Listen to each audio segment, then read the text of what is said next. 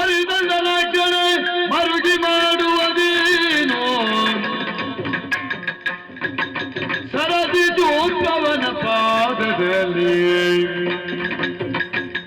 ಅರಿಕೆಗೈದರೆ ಹೋಗಿ ಕರುಣ ಸಾಗರ ನಮ್ಮ ಕೊನೆಯದೇ ಬಿಡಲು ಕೃಪೆಯಲಿಗೆ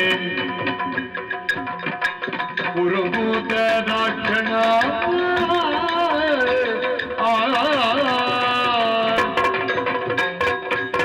ಮಹಿಷನನ್ನು ಎದುರಿಸುವುದಕ್ಕೆ ಕಷ್ಟ ಸಾಧ್ಯವಾಗಿ ರಣರಂಗದಿಂದ ಕಣ್ತಪ್ಪಿಸಿ ನಾವೆಲ್ಲ ಬಂದದ್ದಾಗಿದೆ.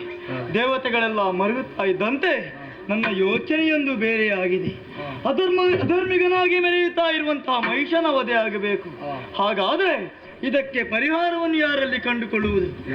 ವರ ಕೊಟ್ಟವನಿದ್ದಾನಲ್ಲ ಬ್ರಹ್ಮದೇವ, ಆ ಕಡೆಗೇ ಸಾಗುತ್ತೇನೆ.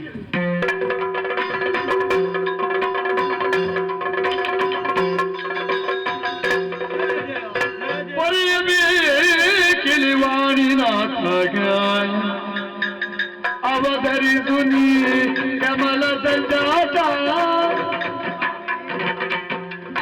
ಕರುಣರಟ್ಟೊಳೆಯ ಒಡೆಯುವುದೇನು ಧರೆಯು ತೋರುವಳು ಹರನೋರ್ವನೆ ಬಲ್ಲ ವಾಣಿನ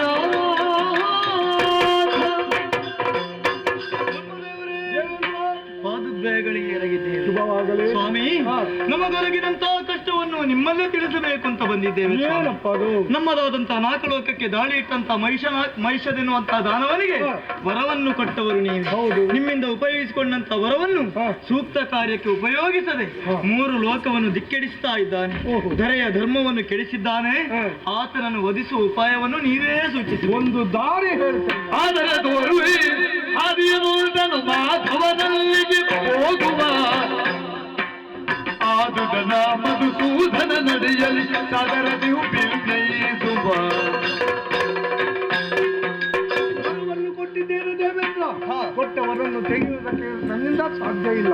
ನೇರವಾಗಿ ವೈಕುಂಠಕ್ಕೆ ಹೋಗೋಣ, ಮಾಧವನಲ್ಲಿ ದೂರೋಣ, ಅವನೇ ದಾರಿ ತೋರಿಸ್ತಾನೆ. ಎಲ್ಲರೂ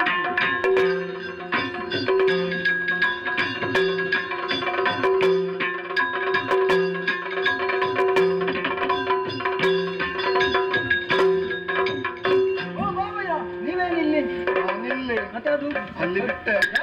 ಯಾರಿಗಾದೀತು ಕಿರಿಕಿರಿ? ಎಲ್ಲೆಲ್ಲಿ ನೋಡಿದ್ರು ಮಹಿಷನ ಉಪಟಳ. ನಡಿಲಿಕ್ಕಾಗುವುದಿಲ್ಲ ಬಾವ. ಈ ಬಿಸಿ ವಾತಾವರಣ ಬೇಡ. ಚಂದ್ರಕಾಂತ ಶಿಲೆಯಲ್ಲಿ ಕುಳಿತು ಯೋಚಿಸಿ.